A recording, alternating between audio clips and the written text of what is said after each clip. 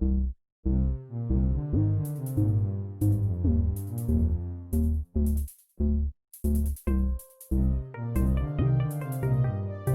Students, welcome to my YouTube channel commerce classes by Vishal sir. आप सभी का मेरे YouTube channel commerce classes by Vishal sir में एक बार फिर से हार्दिक स्वागत है। बच्चों, आज हम क्लास 11 सब्जेक्ट बिजनेस स्टडीज़ और इसमें भी चैप्टर सेकंड कह लीजिए या यूनिट सेकंड कह लीजिए, फॉर्म्स ऑफ बिजनेस ऑर्गेनाइजेशन में भी टाइप्स ऑफ कंपनी हम पढ़ेंगे। टाइप्स ऑफ कंपनी, और इस पे भी मैंने एक सेपरेट वीडियो बनाई है। अगर आपने वो वीडियो नहीं देखी है तो मैं इसमें आई बटन में और एंड में वीडियो में लिंक डाल दूंगा, आप उसे ज़रूर देखना। आज हम मेन जो पढ़ रहे हैं, ये पढ़ रहे हैं एक नया कॉन्सेप्ट 2 साल शुरू हुआ है, इसका नाम है OPC 1% कंपनी। इसके बारे में आज हम डिटेल से पढ़ेंगे इस वीडियो में, इसी के बारे में बताया है। और प्राइवेट कंपनी, पब्लिक कंपनी, वैसे 3 तरह की कंपनीज होती हैं। इस पर मैंने प्राइवेट और पब्लिक कंपनी में सेपरेट वीडियो बनाई है, उसे आप ज़रूर देखें। आइए, ये हम पढ़ेंगे टाइप्स ऑफ कंपनी, और इसमें भी पढ़ेंगे OPC 1% कंपनी। ठीक है, ये 1% कंपनी, इसको शॉर्ट फॉर्म में कहते हैं OPC, जहाँ एक ही व्यक्ति जो होता है वो ही, जैसे सोल प्रोप्राइटरशिप में एक ही व्यक्ति बिजनेस करता है, ऐसे 1% कंपनी में एक ही व्यक्ति मेंबर होता है। तो इसके बारे में पढ़ेंगे हम। ये रहा OPC, पढ़ते हैं। OPC means a company with only 1% as its member. एक ऐसी कंपनी, 1% कंपनी मीन्स OPC है, शॉर्ट फॉर्म में हम कहते हैं OPC। इसका मतलब एक ऐसी कंपनी जिसमें केवल ओनली 1% एज इट्स मेंबर, एक व्यक्ति ही उसका मेंबर होता है। सेक्शन 3 के subsection 1 of the Indian company act 2013 के अकॉर्डिंग। ठीक है, और पढ़ते हैं डेफिनेशन, देखिए अच्छे से क्लियर होगी। डेफिनेशन OPC क्या होती है, इसको बोला जाता है OPC क्या होता है। सेक्शन 2 की subsection 62 of the companies act, ठीक है, कि ओल्ड के अकॉर्डिंग था। अभी जो हम पढ़ रहे हैं नए के अकॉर्डिंग, वो है सेक्शन 3 की सबसेक्शन 1। क्या है अब, सेक्शन 3 की subsection 1 of the companies act 2013। अब इसके अकॉर्डिंग है ये। ठीक है, पढ़ते हैं क्या है। ये हमें बताता है, define a 1% company as a company that has only 1% as to its member. बात वही है जो पीछे बताई थी सेक्शन में। ठीक है, कि जो कंपनीज एक्ट है 2013 सेक्शन 3 की सब सेक्शन 1 के अकॉर्डिंग ये बताता है कि 1% कंपनी का मतलब उस कंपनी से जिसमें सिर्फ एक ही व्यक्ति मेंबर होता है उसका। Furthermore, members of a company are nothing but subscriber to its memorandum of association और इट्स शेयर होल्डर्स।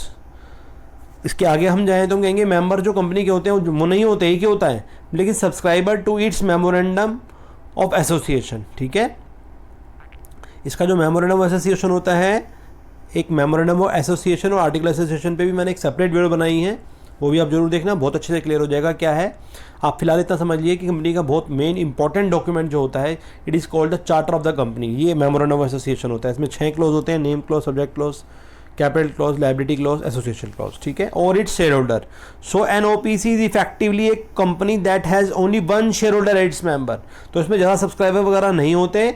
OPC एक कंपनी ही होती है, एक्चुअली सोल प्रोप्राइटर का ही कंपनी वाला आप कह सकते हैं फॉर्म है ये सोल प्रोप्राइटर के जो ड्रॉबैक्स है उसके कारण ही ये कंपनी बनी है। नया कॉन्सेप्ट आया है, इसमें एक ही मेंबर होता है और एक ही शेयर होल्डर होता है, वही मेंबर होता है कंपनी का।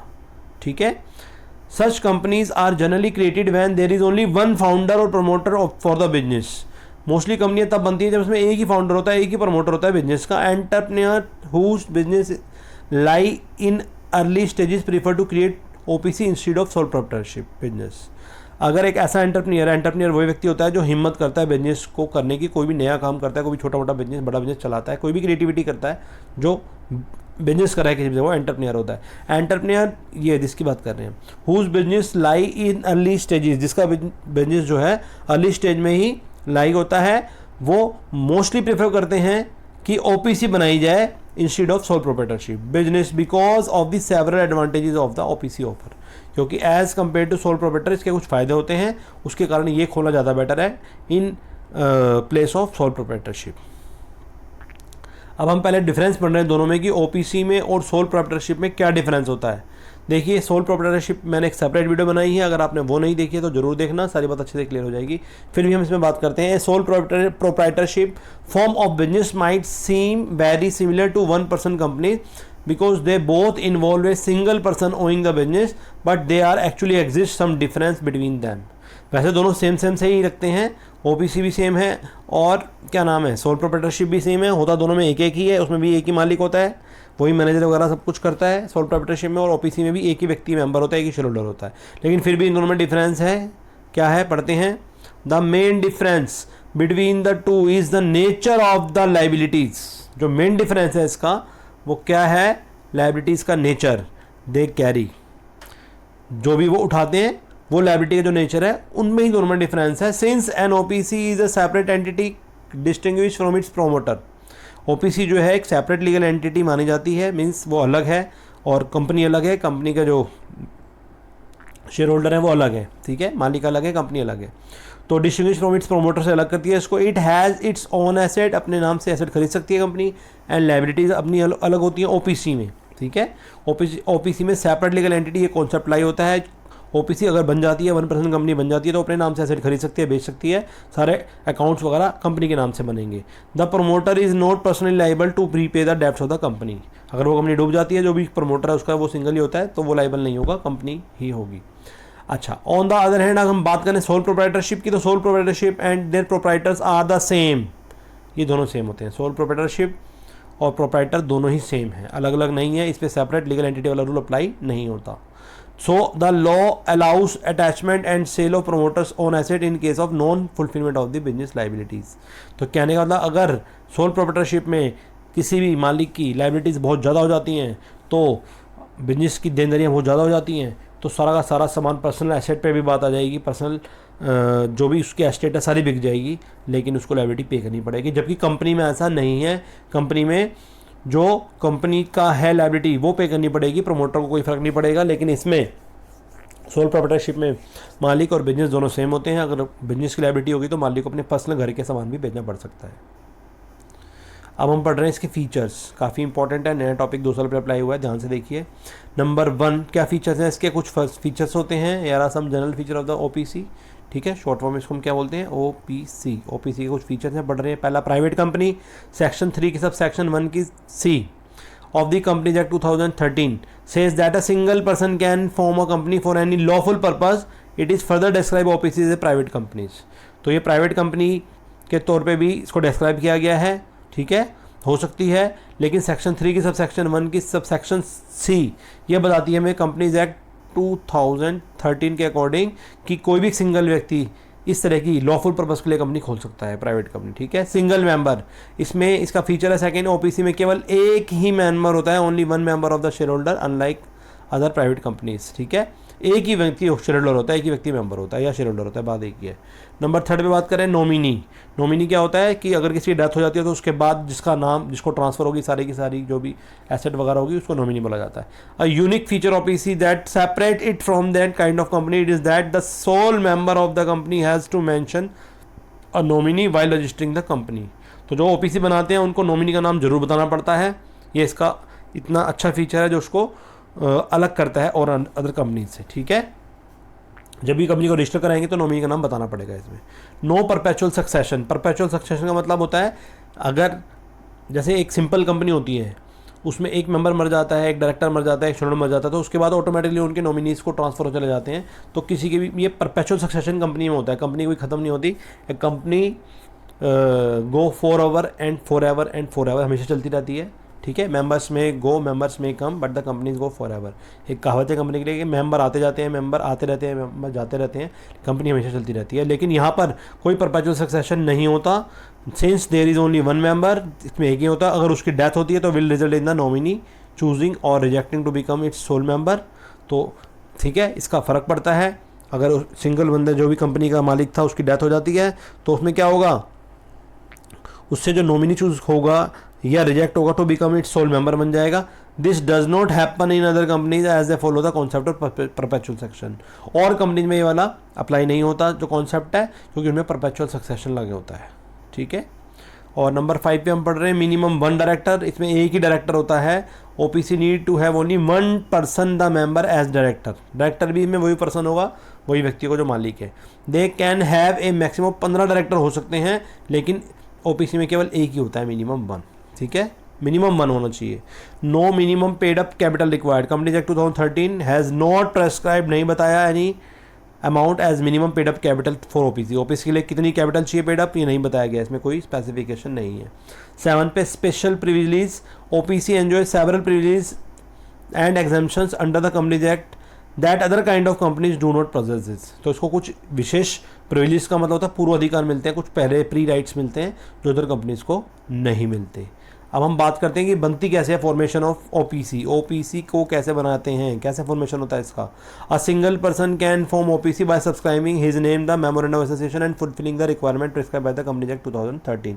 सिंगल एक व्यक्ति ही सीधा सब्सक्राइब करके अपने नाम को मेमोरेंडम ऑफ एसोसिएशन में लिखवा कर, ठीक है, और फुलफिलिंग द रिक्वायरमेंट बताइए कंपनीज एक्ट 2013 में ओपीसी को खोल सकता है। Such memorandum must state details of the nominee who shall become the company's sole member in the case of original member dies or become incapable of entering into the contractual relations।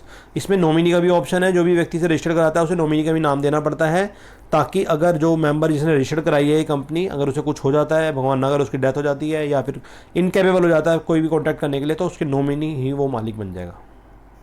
इस तरह इसका formation होता है। अभी थोड़ा सा और पढ़ते हैं इसके बारे में। This memorandum and the nominees consent to his nomination should be filed to the registrar of company. तो कंपनी के रजिस्ट्रार के पास एक तो उसका मेमोरेंडम एसोसिएशन उसमें नाम लिखवाना पड़ता है, और कम नॉमिनीज का भी कंसेंट उसमें लिखवानी पड़ती है रजिस्ट्रार को कंपनी के पास, along with an application of registration, साथ में जब हम इसको रजिस्टर कराते हैं उसके एप्लीकेशन के साथ। Such nominee can withdraw his name at any point of in time by submission of the requisite application to the registrar. तो ऐसा नॉमिनी कभी भी विड्रॉ कर सकता है अपना नाम अगर वो चाहता है ऐसा करना, ठीक है। His nomination can also later be cancel by the member, और जो खुद मेंबर जिन्होंने नॉमिनी बनाया था वो भी कैंसिल कर सकता है। अब हम पढ़ रहे हैं मेंबरशिप इन ओपीसी। ओपीसी में मेंबरशिप कितनी होती है? Only natural persons. कौन कौन मेंबरशिप ले सकता है इसमें? सिर्फ नेचुरल पर्सन ही who are Indian citizen and resident are eligible to form a OPC in India. India में ओपीसी वही खोल सकता है जो इंडिया का ही रेजिडेंट हो, नेचुरल पर्सन हो। नेचुरल पर्सन मतलब भगवान ने जिसको बनाया है, आर्टिफिशियल पर्सन वगैरह नहीं होना चाहिए, मतलब कोई कंपनी वगैरह कोई ट्रस्ट वगैरह नहीं हो सकती, सिर्फ एक व्यक्ति नेचुरल जो होगा भगवान ने जिसको बनाया वही होना चाहिए। The same condition applies to nominee of OPC. OPC पे भी यही कंडीशन अप्लाई है, वो भी नेचुरल पर्सन होना चाहिए। Further such a natural person can not be A member और नॉमिनी और more than one PC eight any point of time. ये भी बताया गया कि जो उसका मेंबर है या नॉमिनी है एक समय में एक से ज़्यादा ओपीसी के मेंबर नहीं हो सकते, ठीक है। It is important to note that only natural person can become the members of OPC. तो कह रहा है नेचुरल पर्सन ही हो सकते हैं, कोई भी इंसान जिसको भगवान ने बनाया वो होता है, जेंट्स हो या लेडी हो कोई भी, लेकिन कोई आर्टिफिशियल पर्सन कोई एसोसिएशन नहीं हो सकती। This does not happen in case of companies where as the company themselves can own shares and be members. तो ये कंपनी से अलग करता है कॉन्सेप्ट, जो है कंपनी में ऐसा नहीं होता है। Further the law prohibits minors from becoming member और नॉमिनीज ऑफ द ओपीसी। साथ में हम ये कहेंगे जो उसका लॉ है कंपनी एक्ट 2013 ये भी प्रोहिबिट करता है माइनर्स को भी, माइनर्स इसके मेंबर या नॉमिनी नहीं हो सकते ओपीसी के, ठीक है। एक और लास्ट कॉन्सेप्ट है इसका, conversion of OPC into the other companies. क्या हम ओपीसी को दूसरी कंपनी में कन्वर्ट कर सकते हैं? तो क्या कह रहा है वो, rules regarding the formation of 1% company expressly restrict the conversion of OPC into section 8 companies, that is companies that have some charitable objectives. तो वो कह रहा है कि नहीं, आप नहीं कर सकते, रेस्ट्रिक्ट करते हैं कंपनीज एक्ट 2013 कि आप कन्वर्जन नहीं कर सकते ओपीसी का सेक्शन 8 के अकॉर्डिंग दूसरी कंपनी में या चैरिटेबल ऑब्जेक्टिव से। OPC can not voluntarily convert into other kind of companies until the expiry of 2 years from the date of incorporation. जब तक 2 years इनको बने हुए नहीं हो जाता, रजिस्टर्ड हुए 2 साल नहीं हो जाते, तब तक ये किसी और कंपनी में कन्वर्ट नहीं हो सकती, ये ओपीसी ही रहेंगी। इसी के साथ ये वीडियो ख़त्म होती है। नया कॉन्सेप्ट था, आई होप आपको अच्छा लगा होगा। अगर आपको अच्छा लगे तो इस वीडियो को लाइक करें, मेरे चैनल को सब्सक्राइब करें और अपने जैसे फ्रेंड्स में शेयर ज़रूर करें। बच्चों मैंने बिजनेस स्टडी पे लगभग 2 यूनिट ख़त्म कर दी हैं। कंपनीज इसमें मोस्ट इंपॉर्टेंट थी। कंपनीज क्या होती है, प्राइवेट कंपनी, पब्लिक कंपनी क्या होती है, ओपीसी क्या होती है, और अभी इसका जो है कंपनी के स्टेप्स क्या हैं, मेमोरेंडम एसोसिएशन क्या होता है, आर्टिकल ऑफ एसोसिएशन क्या होता है, प्रोस्पेक्टस, स्टेटमेंट प्रोस्पेक्टस, मैंने सब पे बहुत अच्छे से वीडियो बनाई है। आप उन सबको देखें और इस कॉन्सेप्ट को बहुत अच्छे से क्लियर करें, आगे जाके आपके बहुत काम आने वाली हैं। आगे का मतलब ग्रेजुएशन में, बीबीए में, बीसीए में, सीए में, सब जगह कंपनी एक्ट जरूर लगता है, तो इसे बहुत ध्यान से पढ़ें। और मैंने अकाउंट्स पर भी बहुत सारी वीडियो बनाई हैं, आप उसको भी अच्छे से देखें। और मेरी वीडियोस को देखते रहें, कॉमर्स अच्छे से पढ़ते रहें और बहुत ही जल्दी नई वीडियो के साथ मिलते हैं। इसी के साथ आप सबका इस वीडियो को देखने के लिए बहुत बहुत धन्यवाद।